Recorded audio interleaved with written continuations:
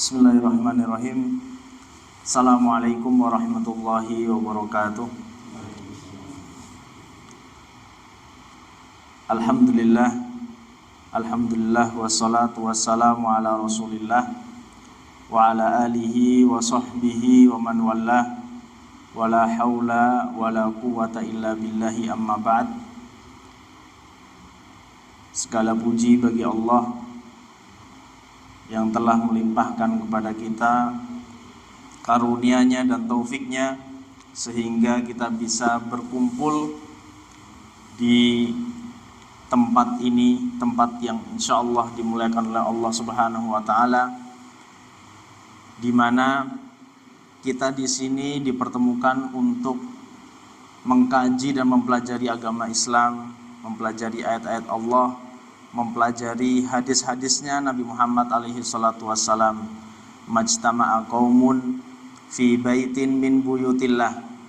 Tidaklah satu kaum, beberapa orang yang mereka berkumpul di rumah-rumah Allah, yatluna kitaballah, mereka mempelajari ayat-ayat Allah, mempelajari hadis-hadis Nabi Muhammad alaihi salatu wassalam, illa nazalat alaihimus sakinah, kecuali Allah akan turunkan kepada mereka sakinah, ketenangan.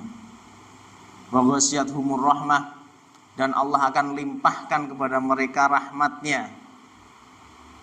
Wa haffathumul malaikah, dan para malaikat menaungi orang-orang yang mereka berkumpul berzikir di rumah-rumah Allah. Wa dzakarahumullahu fiman indah, dan Allah menyebut mereka di sisi Allah Subhanahu wa taala, yaitu di antara para malaikat. Salawat dan salam semoga senantiasa tercurahkan kepada junjungan kita Nabi Muhammad alaihi salatu wassalam, kepada keluarganya, para sahabatnya, dan yang mengikuti jejaknya hingga akhir nanti. Amma ba'd, insyaallah kita akan meneruskan pembahasan tentang sirah nabawiyah yang kemarin sempat disampaikan oleh Ustadz Andi Bangkit rahimahullah. Beliau juga merupakan guru saya, mentor saya juga, Ustadz Andi Bangkit rahimahullah. Nah, kebetulan kemarin diminta untuk meneruskan. Sebenarnya masih banyak asatidzah atau ustadz lain yang siap dan berhak untuk meneruskan materi ini, tapi kita sama-sama mencoba untuk belajar, sama-sama mencoba untuk mengkaji ilmu untuk lebih dalam lagi. Tapi kemarin kita sudah berhenti atau sampai di poin ke-15, nggih. Poin ke-15 nggih. Yaitu ketika Nabi Muhammad alaihi salatu wassalam mengajak atau menarik orang-orang dari Ansor, yaitu 6 orang dari Ansor, dari Yasrib, diajak oleh Nabi alaihi salatu wassalam untuk masuk ke dalam Islam, ya. Dan setelah peristiwa tersebut, yaitu di tahun ke-11 dari kenabian, terjadilah suatu peristiwa yang sangat agung, sangat mulia, yang mana peristiwa ini bisa meningkatkan keimanan kita kepada Allah Subhanahu wa taala, yaitu peristiwa Isra dan Mi'raj. Peristiwa Isra dan Mi'raj ini terjadi di tahun ke-12 kenabian.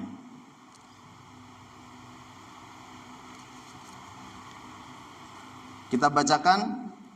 Bismillahirrahmanirrahim. Qala al-muallifu rahimahullah, wa fis sanati saniyata asyrata minal bi'sah, pada tahun ke-12 kenabian, usriya bi Rasulillahi sallallahu alaihi wa alihi wasallam minal masjidil harami ilal masjidil aqsa.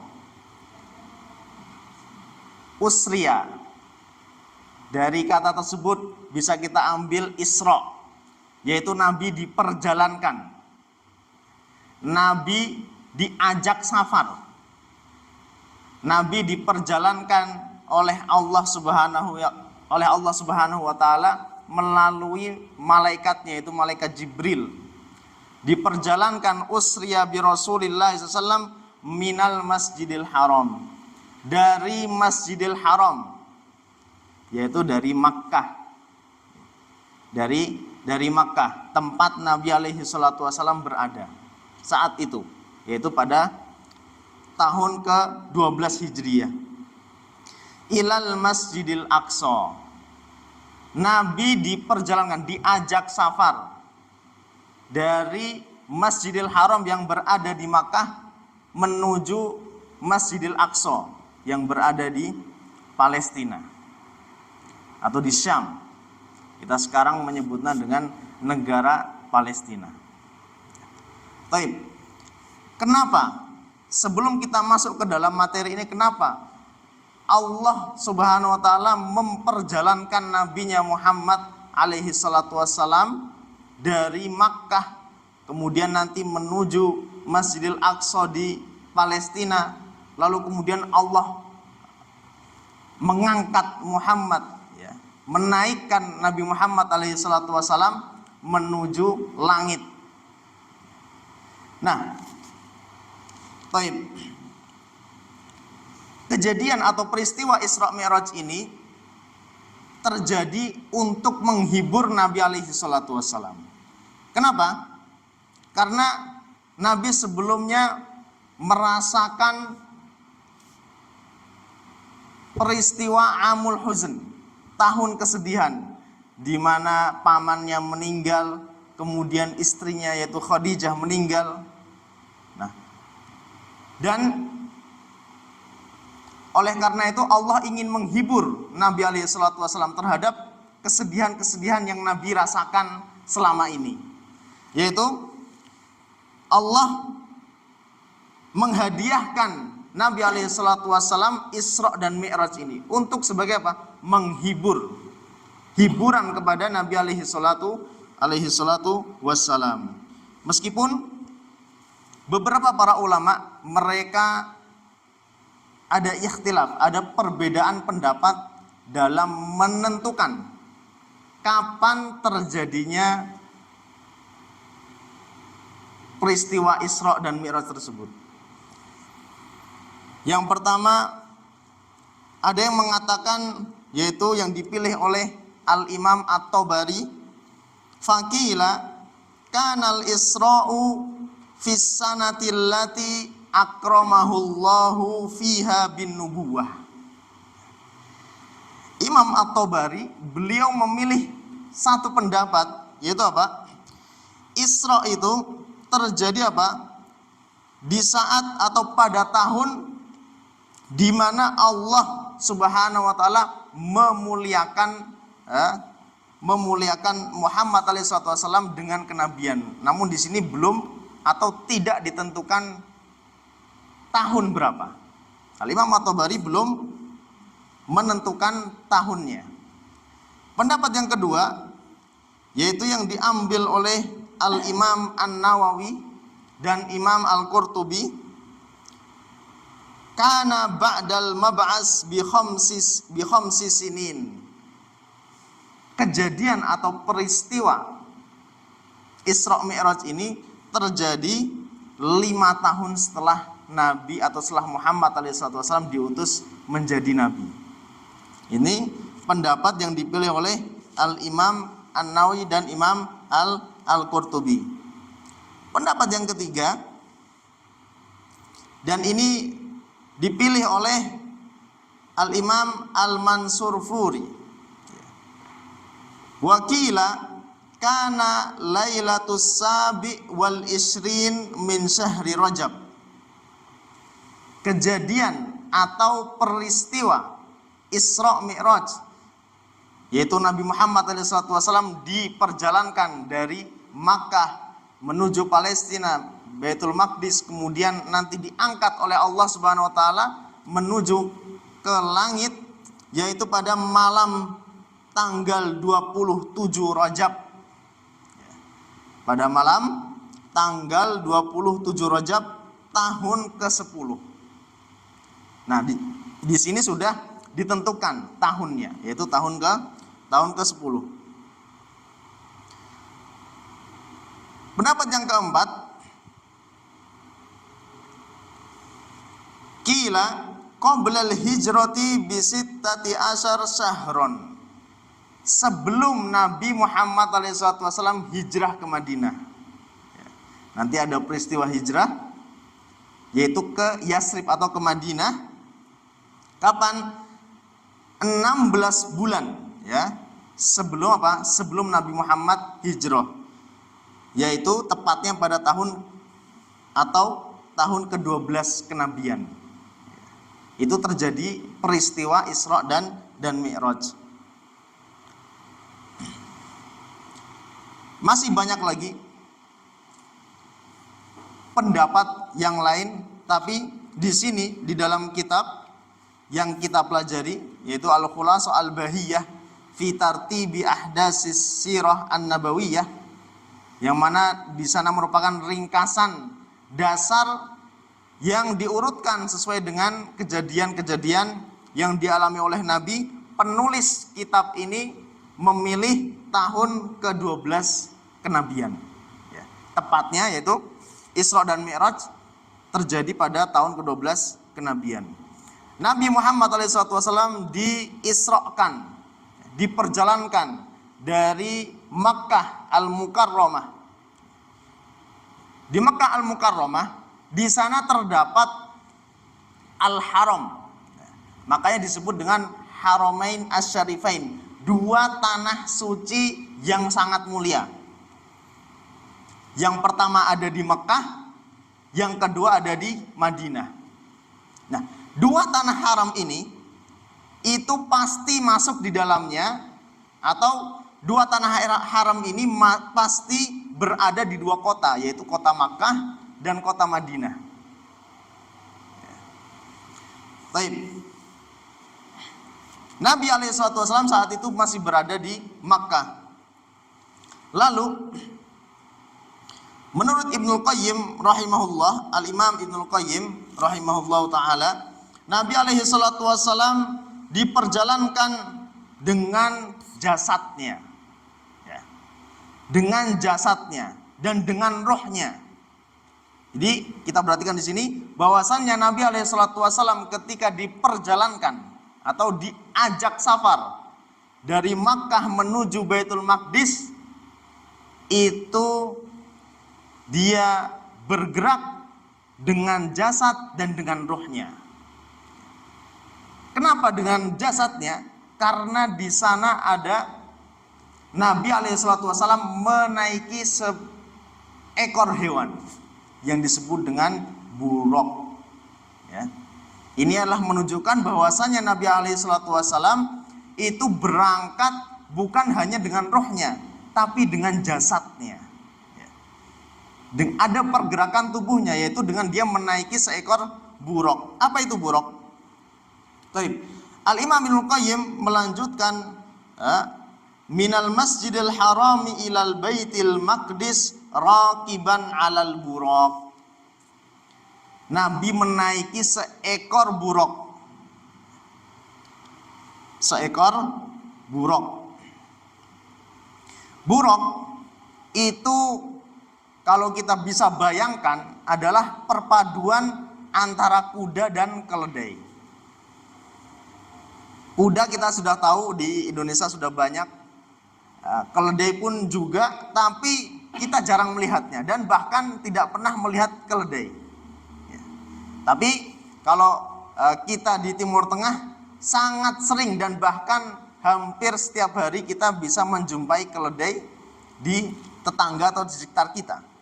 Keledai itu biasa dipakai untuk mengangkut air atau dagangan, karena postur tubuhnya itu sangatlah kecil dan dia mampu atau bisa membawa atau menarik beban yang sangat banyak atau berat. Itu adalah keledai. Nah, buraq itu dia adalah perpaduan antara kuda dan keledai. Bagaimana? ada yang namanya kuda. Kita tahu bagaimana itu kuda. Dan setelah kuda ada namanya bigol. Bigol ya, itu di bawahnya di bawahnya kuda. Seekor hewan. Kemudian buruk, di manakah posisi buruk? Buruk itu dia di bawahnya bigol. Di atasnya himar. Himar adalah keledai. Jadi antara kuda dan keledai itu ada buruk.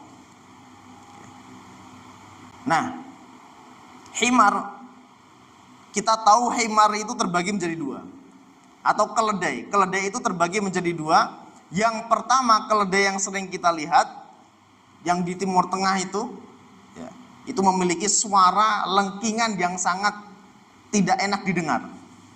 Makanya disebutkan inna ankarol aswati la sautul hamir. Seburuk-buruk suara adalah suara lengkingan keledai.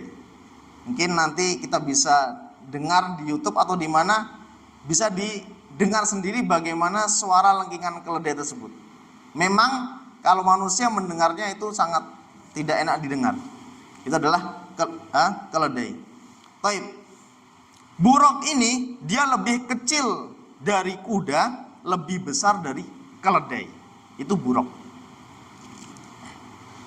Nah, kemudian Imam Ibnul Qayyim rahimahullah melanjutkan sahbatu Jibril alaihi wassalatu wassalam. Jadi ketika Nabi Muhammad ingin diajak untuk safar, diperjalankan dari Makkah menuju Baitul Maqdis, menaiki buruk ditemani oleh Jibril, ya, ditemani oleh Jibril.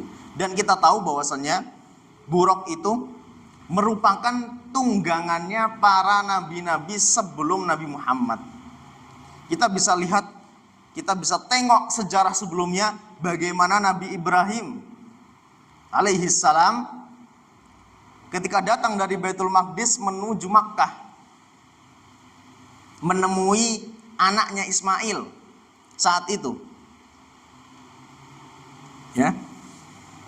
Nah, Nabi Ibrahim itu menaiki buruk dari Baitul Maqdis menuju Makkah.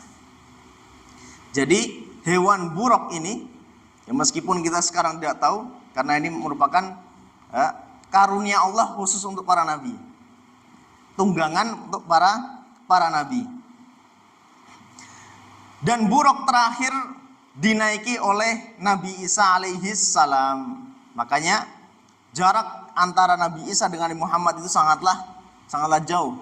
Ketika buruk ingin dinaiki oleh Nabi Muhammad di Makkah menuju Baitul Maqdis, buruk itu enggan. Karena sudah lama dia dinaiki oleh seorang nabi. Makanya Jibril alaihissalatu wassalam di salah satu riwayat menegur buruk, bahwasannya yang akan dinaiki, ya, yang akan naik di atas buruk adalah Nabi Muhammad, nabi yang paling mulia di antara para nabi ridwanullah alaihim ajmain. Baik, Imam Ibnu Qayyim meneruskan fanazala hunaka. Akhirnya perjalanan Nabi alaihi salatu wasallam dari Makkah menuju Baitul Maqdis ditemani oleh tadi malaikat Jibril alaihi salam, nazala hunaka, yaitu sampai akhirnya Nabi Muhammad alaihi salatu wasallam bersama Jibril dan buruknya itu sampai ke Baitul Maqdis. Kita bisa perhatikan bagaimana buruk ini, sifat dari buruk tersebut, ya. Buruk tersebut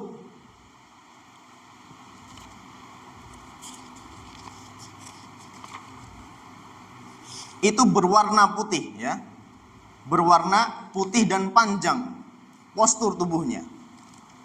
Di beberapa riwayat postur tubuhnya putih dan panjang. Lalu perjalanannya itu bukan melangkah seperti halnya manusia ataupun hewan pada umumnya.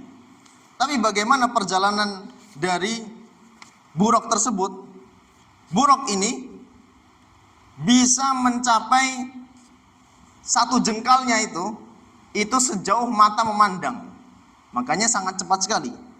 Ketika Nabi SAW diperjalankan dari Makkah menuju Baitul Maqdis, Palestina, dari Baitul Maqdis menuju Sidratul Muntaha, ke atas langit, bahkan di atasnya langit ketujuh, sampai dia bertemu dengan Allah meskipun tidak bertemu secara langsung.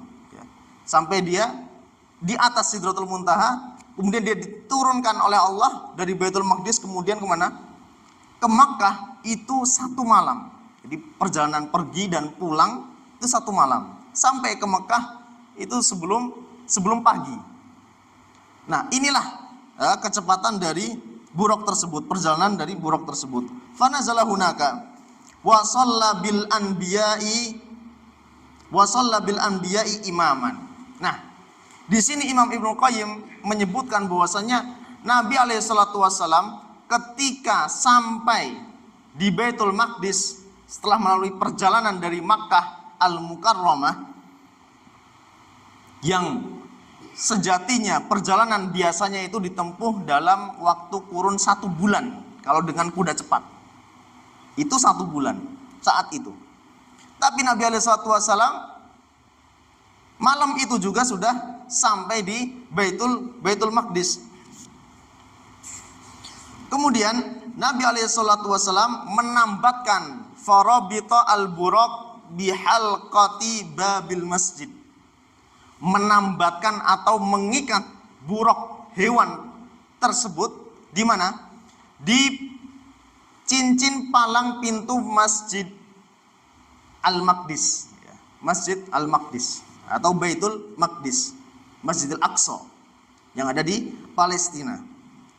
Nabi menambatkan dan mengikat buraq tersebut di palang pintu Baitul Maqdis. Kemudian summa dakhalal masjida wa shalla fihi bil anbiya'i imama. Nabi SAW masuk ke dalam masjid dan sholat, mengimami para nabi. Logika kita, bagaimana Nabi SAW saat itu? Padahal Nabi Muhammad Nabi terakhir. Bagaimana Nabi Muhammad mensolat atau mengimami sholatnya para anbiya, para nabi-nabi. Nabi menjadi imam. Disebutkan bahwasannya Nabi mengimami ruh-ruhnya para anbiya, ruh-ruhnya para nabi. Tadi sudah kita jelaskan bahwasannya perjalanan Nabi dari Makkah menuju Baitul Maqdis dengan jasad dan ruhnya. Ketika Nabi SAW sampai ke Baitul Maqdis, di sana Nabi mengimami di depan roh-rohnya para nabi. Tidak mungkin jasadnya para nabi itu ada, nggak mungkin, karena para nabi sudah tidak hidup. Kecuali Nabi Isa yang ada di atas langit, nanti kita sebutkan di langit keberapa. Baik. Kemudian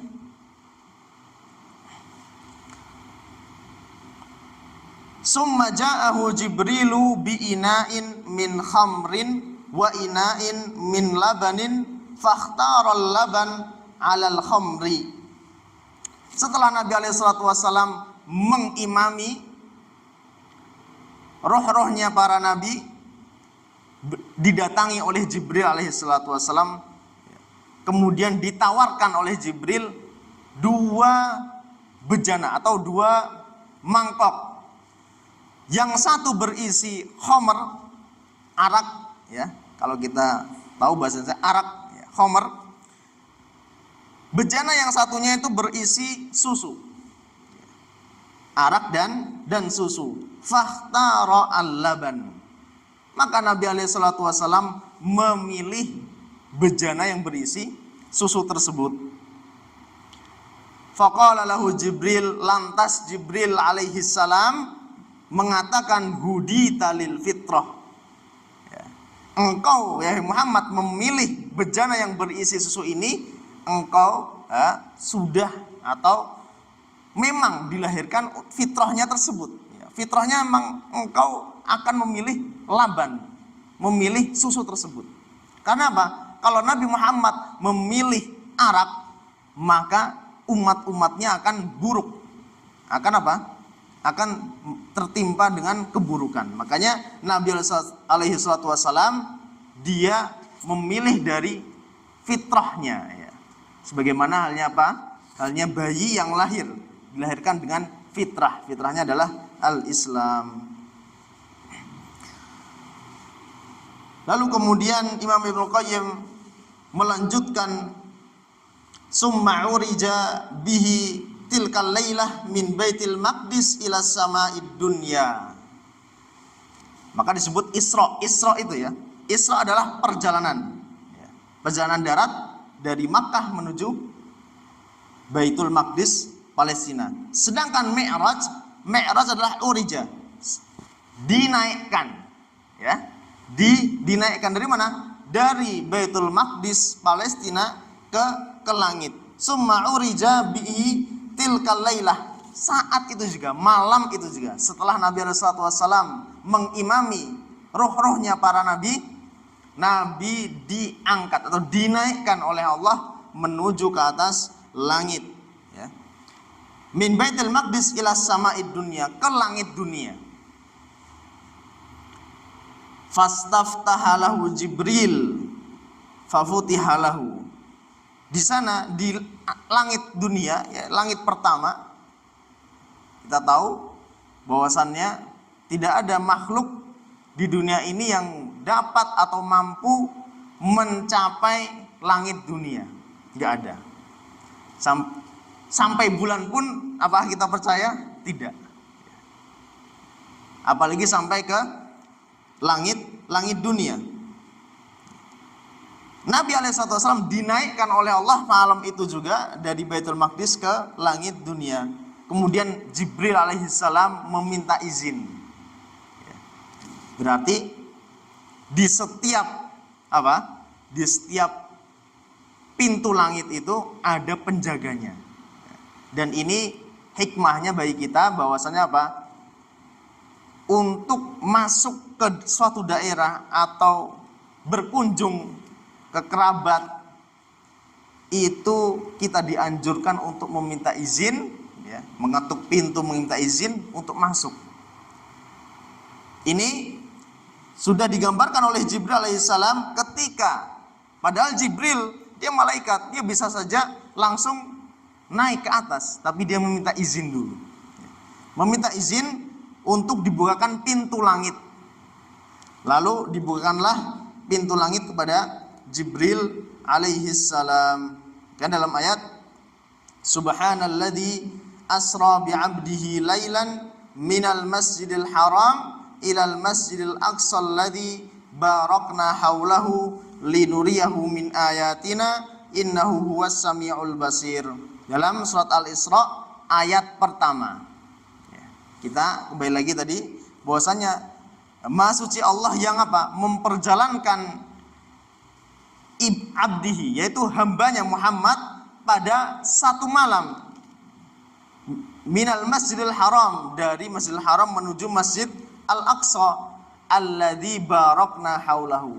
Masjid al-aqsa itu sudah diberkahi, sekelilingnya diberkahi oleh Allah Subhanahu wa taala, linuriyahu min ayatina, agar kami, kata Allah, menunjukkan kepada engkau tanda-tanda kebesaran Allah Subhanahu wa taala. Innahu huwas samiul basir. Baik.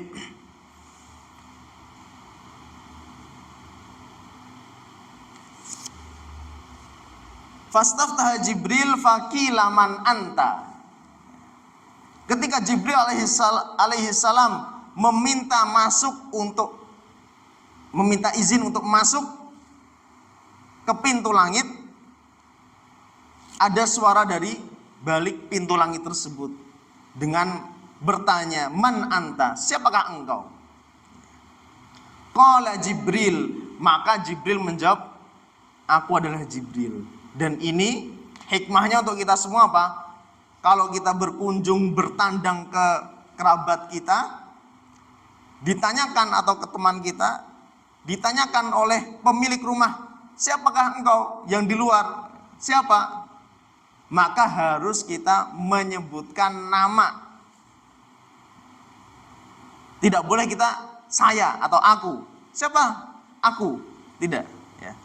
Tapi kita bisa mengambil hikmah dari kisah Jibril yang ketika ingin meminta izin untuk masuk ke langit, Jibril menjawab, aku adalah Jibril, bukan aku. Ya. Ketika ditanyakan, man anta? Qila wa man ma'aka. Lalu ditanyakan lagi dari balik pintu langit, wa man ma'aka, dan siapa yang bersama engkau wahai Jibril? Lalu Jibril mengatakan atau menjawab, Muhammad. Muhammad. Dan ini menunjukkan bahwasannya ketika kita ditanya harus menjawab dengan nama, bukan dengan saya atau aku. Ya. Harus menjawab dengan nama. Qila wa qad bu'isa ilaihi. Lalu ditanyakanlah pertanyaan ketiga oleh penjaga pintu langit tersebut, apakah dia yaitu Muhammad sudah diutus? Lalu Jibril alaihi salam menjawab, qad bu'isa ilaihi. Iya, bahwasannya Muhammad itu sudah diutus. Fa futihalana, maka dibukakanlah pintu langit tersebut untuk siapa? Untuk Jibril dan untuk Nabi Muhammad alaihi salatu wassalam. Faida anabi Adam. Ya.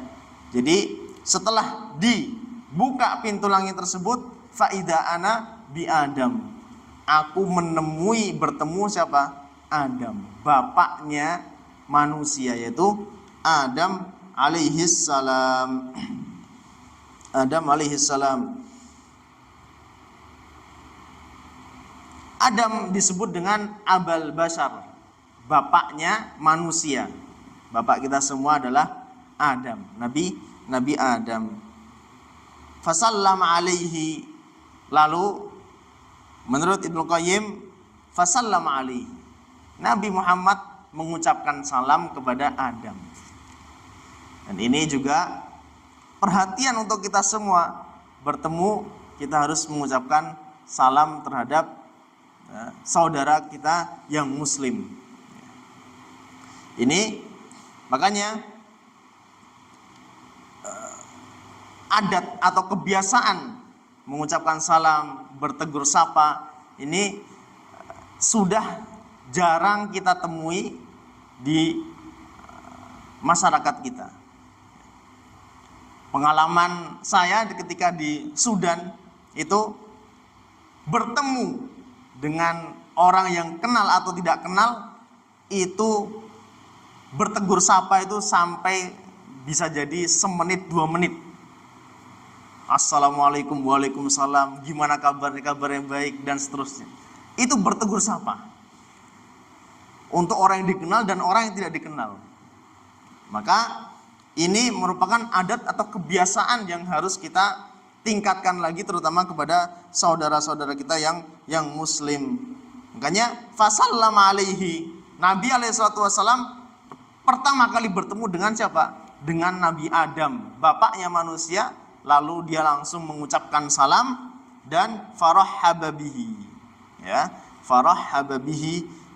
Maka Nabi Adam menyambut Nabi alaihi salatu wasallam dan apa? Waradda alaihi salam, menjawab salamnya.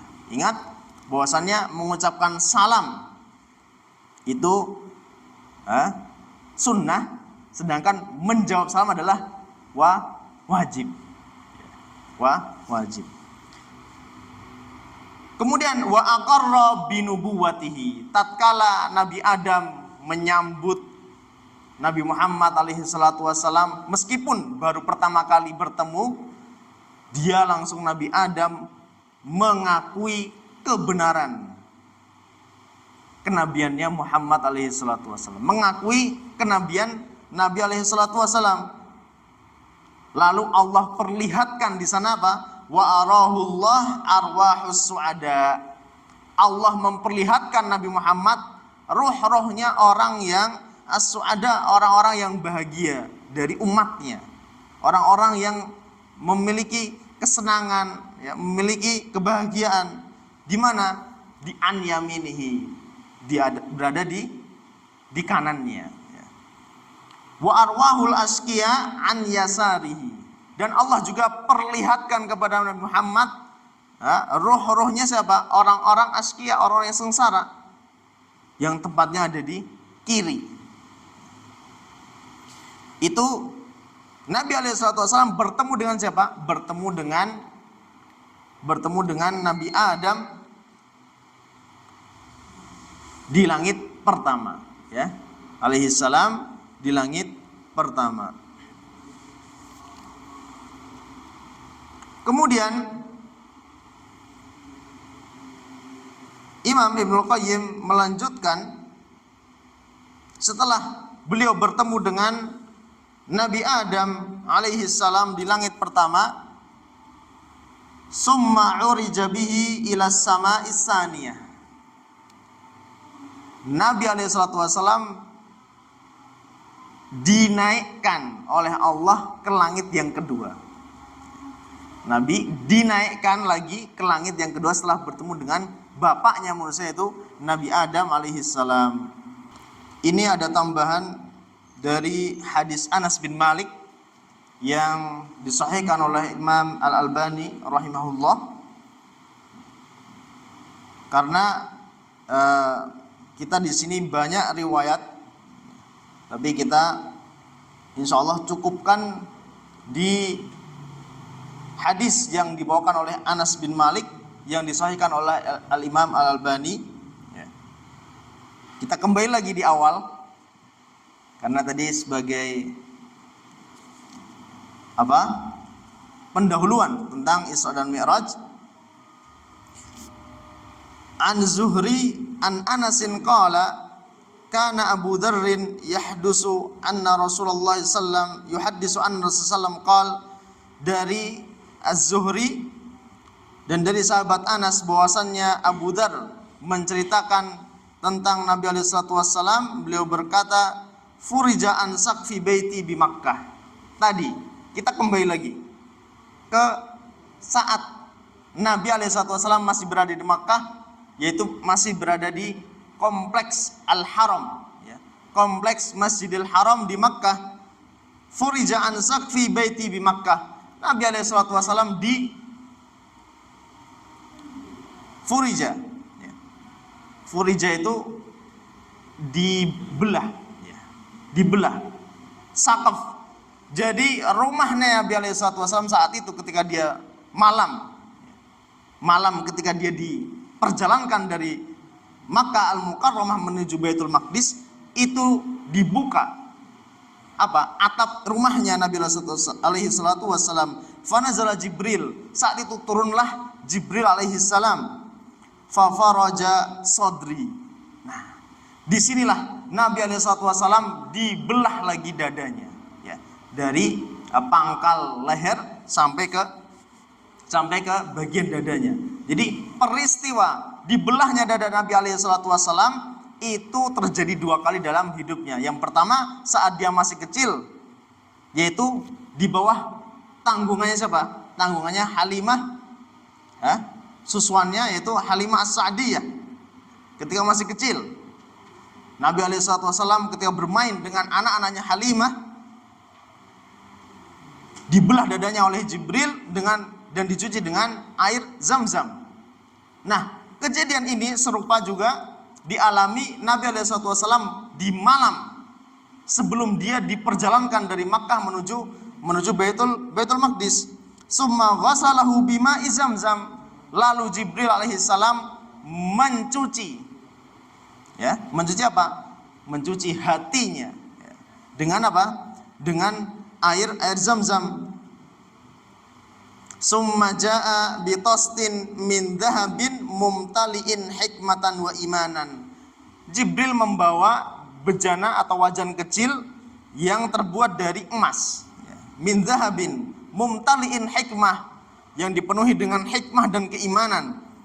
Fa afraghahu fi sadri summa atbaqahu, ya.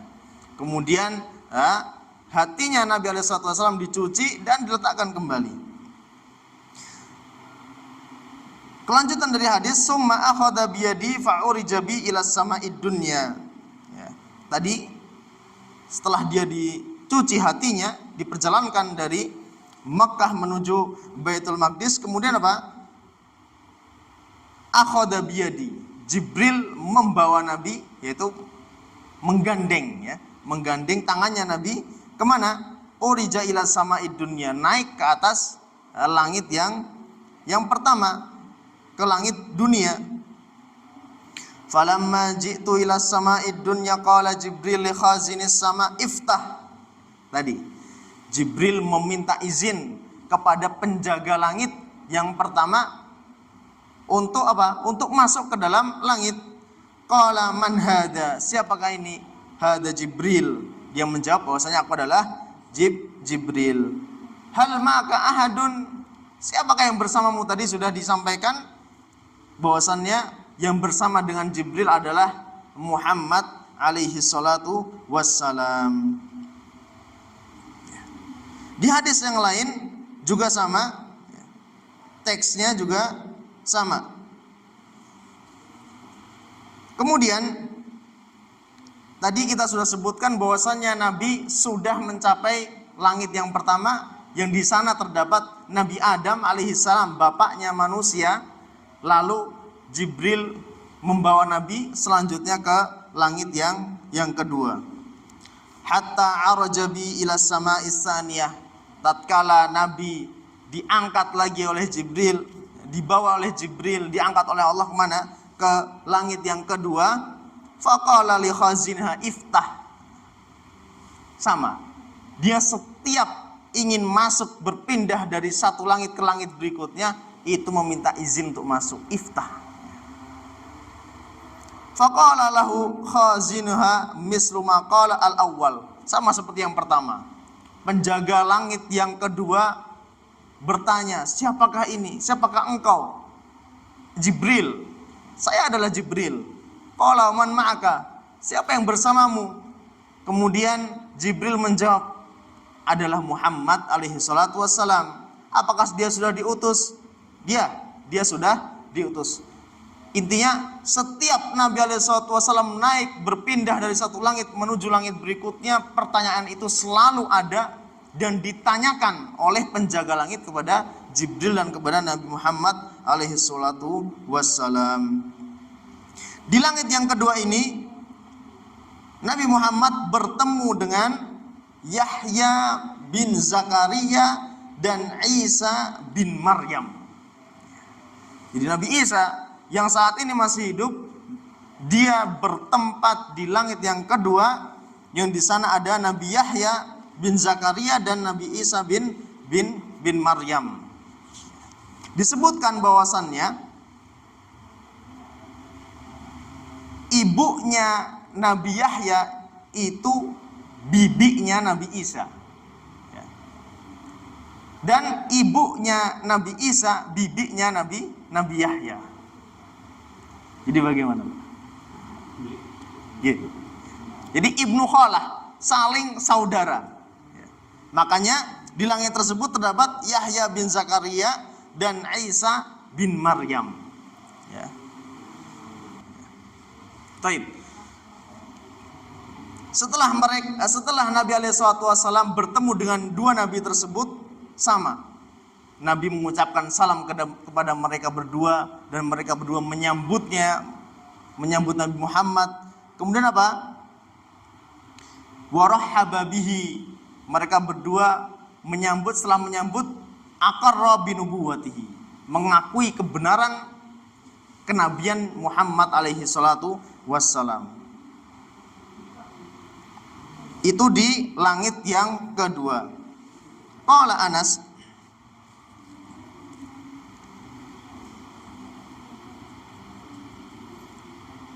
di hadis Anas di sini tidak disebutkan apa?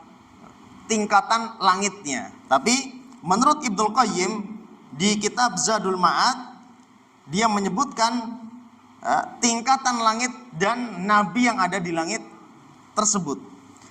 Summa urija bihi ilas sama'is salisah.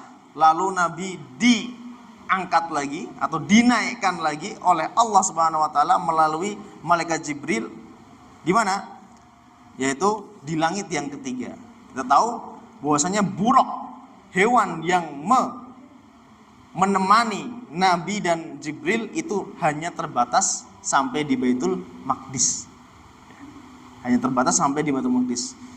Nanti yang naik ke atas langit adalah malaikat Jibril dan Nabi Muhammad alaihi salatu wassalam. Fara'a fiha Yusuf. Nah, fara'a fiha Yusuf. Di langit yang ketiga ini Nabi alaihi salatu wassalam bertemu dengan Nabi Yusuf. Nabi Yusuf alaihissalam,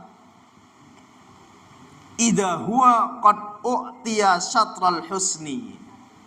Yang mana Nabi Yusuf ini sudah terkenal. Kita semua mengenali Nabi Yusuf. Apa itu? Qad u'tiya syatra al husni. Dia diberikan setengah dari ketampanan. Allah alam, apakah di sini ketampanan yang ada di muka bumi ini diberikan kepada Yusuf atau bagaimana? Tapi yang jelas bahwasannya Nabi Yusuf itu diberikan oleh Allah karunia, yaitu apa? Diberikan setengah ketampanan atau kegantengan. Lalu fasallam alaihi. Nabi alaihi salatu wassalam sama seperti yang dilakukan oleh sebelumnya. Bertemu, mengucapkan salam, kemudian Nabi Yusuf menyambutnya dan mengakui kenabian Nabi Muhammad alaihi salatu wassalam. Itu di langit yang ketiga. Summa urija bina ila sama'ir rabi'ah. Lalu Nabi alaihi salatu wassalam dinaikkan lagi. Itu di langit yang keempat. Di sana fara'a fiha Idris. Nabi Idris alaihi salam. Nabi bertemu dengan Nabi Idris di langit yang keempat. Farahaba wa da'ali bi khairin. Kemudian sama seperti yang sebelumnya, Nabi mengucapkan salam kepada Nabi Idris, kemudian Nabi Idris menyambutnya, menjawab salamnya Nabi Muhammad alaihissalam, kemudian mendoakan kebaikan kepada Nabi Muhammad dan mengakui kebenaran kenabian Nabi Muhammad alaihi salatu wassalam. Ini di langit yang keempat. Selanjutnya Nabi dinaikkan lagi oleh Allah Subhanahu wa taala, summa urija bihi ila sama'il khamisah. Dinaikkan ke langit yang kelima. Perjalanannya kalau kita bahas ini sebenarnya panjang, tapi Nabi lakukan dalam satu malam saja. Satu malam saja. Di langit yang kelima, fara'a fiha Harun bin Imran. Nabi bertemu dengan Nabi Harun. Muhammad alaihissalam di langit yang kelima bertemu dengan Nabi Harun bin Imran alaihissalam. Jadi tadi kita sudah sebutkan bahwasanya setiap dia naik, berpindah dari satu langit menuju langit berikutnya, ditanyakan, siapakah engkau, siapa yang bersamamu, apakah dia diutus, seterusnya dan seterusnya. Setiap dia berpindah, Nabi Muhammad berpindah, berlanjut naik dari satu langit menuju langit berikutnya, pertanyaan itu pasti ada. Dan setiap bertemu dengan nabi-nabi di langit yang ditentukan, Nabi mengucapkan salam, kemudian apa? Kemudian menjawab salamnya dan menyambut Nabi Muhammad SAW dan mengakui kebenaran yang diberikan oleh Muhammad, yaitu kenabian, membenarkan kenabian Nabi Muhammad SAW.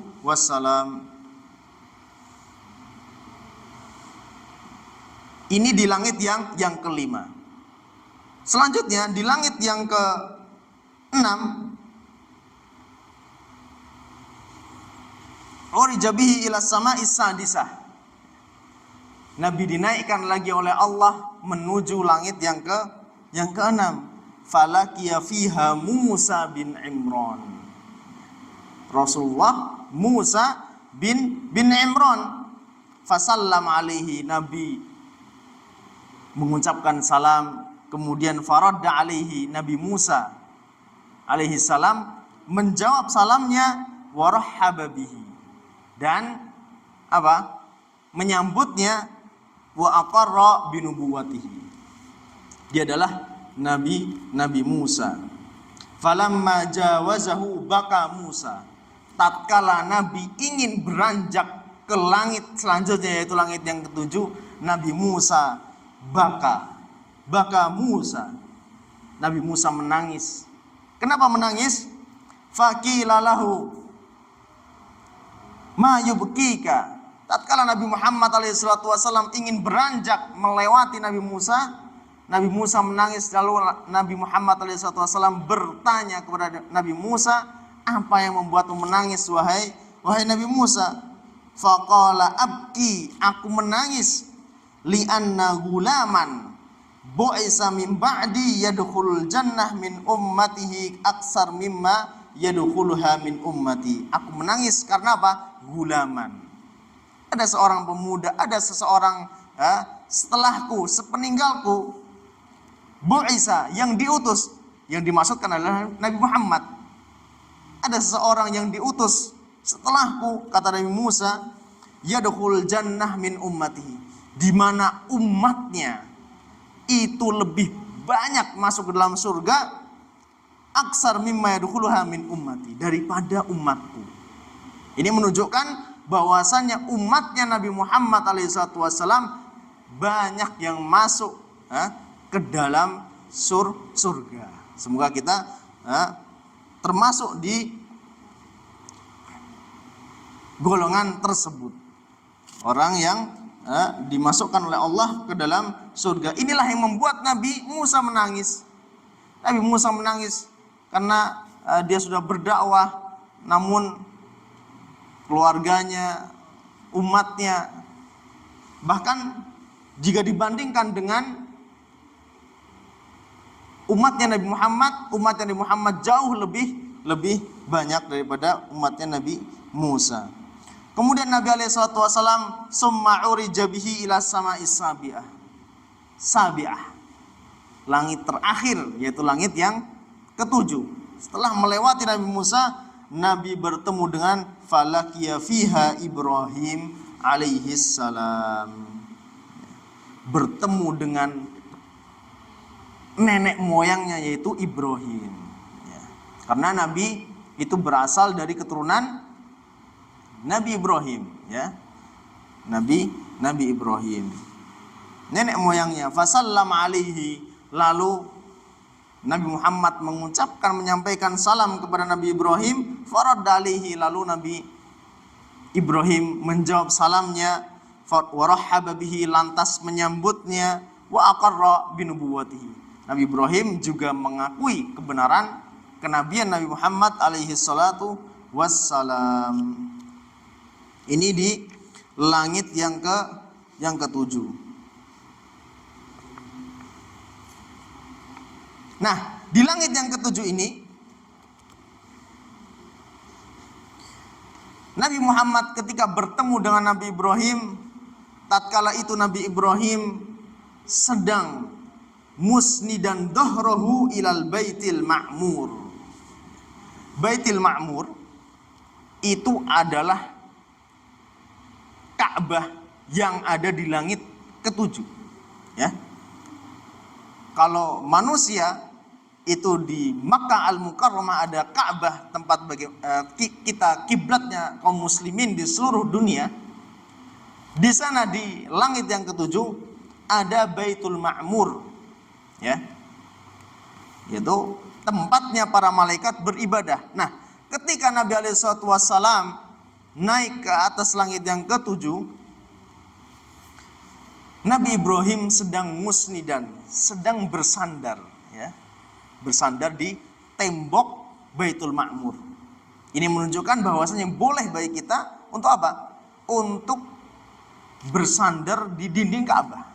Karena Nabi Ibrahim juga melakukan hal yang serupa. Di mana? Di Baitul Ma'mur. Baitul Ma'mur kita ketahui semacam Ka'bah yang ada di langit, ya. Wa idza huwa yadkhuluhu kulla yaumin sab'una alfa malakin la ya'uduna ilaihi. Baitul Ma'mur yang ada di atas langit sana, seperti halnya Ka'bah di Makkah Al-Mukarramah, setiap hari masuk di dalam Baitul Ma'mur itu apa? 70.000 malaikat. Kulla yaumin sab'una alfa malakin. 70.000 malaikat masuk setiap hari ke Baitul Ma'mur. Mereka apa? Malaikat beribadah di Baitul Ma'mur tersebut. La ya'uduna ilaihi. Setelah keluar 70.000 lagi, 70.000 tadi itu tidak lagi kembali kemana? Ke Baitul Ma'mur untuk beribadah. Ini menunjukkan banyaknya jumlah malaikat, ya. Banyaknya jumlah malaikat. Setiap hari masuk 70. Setelah selesai beribadah, mereka keluar. Dan mereka tidak akan pernah kembali lagi untuk masuk. Karena saking banyaknya para malaikat. Itu adalah Baitul Ma'mur. Kemudian setelah Nabi SAW bertemu dengan Ibrahim yang saat itu bersandar di dinding Baitul Ma'mur, summa rufi'a ila sidratil muntaha. Nabi dinaikkan oleh Allah ke Sidratul Muntaha. Apa itu Sidratul Muntaha? Para ulama menyebutkan dinamakan Sidratul Muntaha karena itu adalah batas terakhir, ya, keilmuan atau batas terakhir makhluk itu berada di Sidratul Muntaha. Tidak bisa naik lagi ke atasnya. Nabi dinaikkan ke Sidratul Muntaha, sebuah pohon. Para ulama menyebutkan di sana, Ibnu Qayyim, faida nabkuha misla kilala hajarin. Sidratul Muntaha seperti sebuah pohon yang ada di atas langit ketujuh. Dia seperti apa? Pohon tersebut memiliki buah. Buahnya itu seperti kilala hajarin, kendi-kendi yang besar. Sidratul Muntaha. Wa idza waraquha mislu adanil fiyalah. Sidratul Muntaha atau pohon tersebut tadi disebutkan bahwasanya buahnya seperti kendi-kendi yang sangat besar dan memiliki apa? Waraq. Waraq itu daun. Daun-daunnya mislu adanil fiyalah, seperti telinganya gajah. Sangat besar. Itu adalah Sidratul Muntaha. Dan Sidratul Muntaha ini memiliki keindahan, ya. Summa ghasyiha firasu min dahabin. Ditutupi oleh apa? Firas, semacam selimut atau penutup yang terbuat dari emas. Wa nurun wa alwan, dan memiliki warna-warna yang Nabi alaihi salatu wasallam tidak bisa menggambarkan warna apakah itu. Fataghayyarat, dan warna itu berubah-ubah. Di mana? Di Sidratul Muntaha. Penulis kitab di sini sebutkan summiyat Sidratul Muntaha li anna ilmil malaikah yantahi ilaiha. Pengetahuan, keilmuan malaikat itu berhenti batasnya apa? Di Sidratul Muntaha. Tadi sebuah pohon yang memiliki buah-buah yang mempunyai seperti buahnya itu kendi-kendi yang besar dan waraknya apa tadi? Daunnya seperti telinga gajah. Ibnu Qayyim melanjutkan fama ahadun min khalqillah yastati'u an yasifaha min husniha. tidak ada satupun, kata Ibnu Qayyim, makhluk Allah di muka bumi ini ataupun ya para malaikat yastati an yasifa. Afwan, di sini adalah manusia ya. Tidak ada makhluk Allah yang mampu untuk mensifati keindahan dari Sidratul Muntaha tersebut. Nah, itu Sidratul Muntaha.